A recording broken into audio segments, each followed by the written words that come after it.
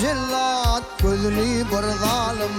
Ashoduna zımımım yakanlar benim Ey hazratından ağ çekmektenim benim Tadıp bekleyişim dökünlerim benim Ey dadıma yeten yok ben kılsam harayı Onun için telvet bolup men gezayım Ay kırpığın ok edin vasırım yay Kıynamın sana dikünlerim benim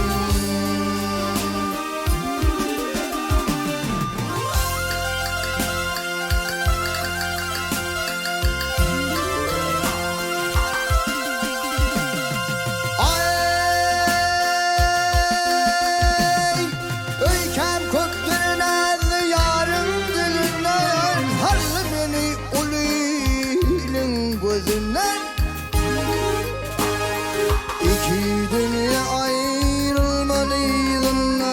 Zülpleri boynuma da kanlar benim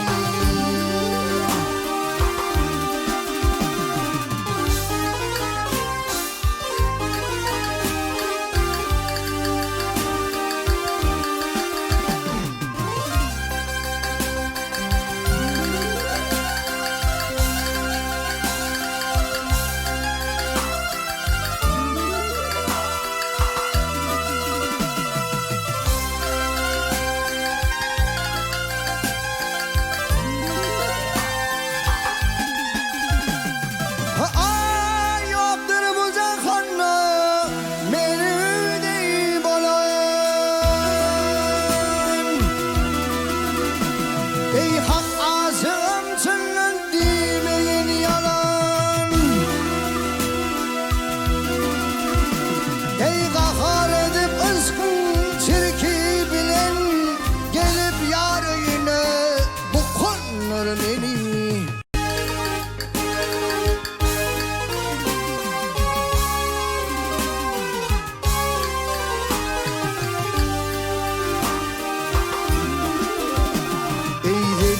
Doğrudur hakkın yoluna Yersiz gelir sakıyların diline Ay turup hicran filin alevine Gönlüm ağrısın yıkanır benim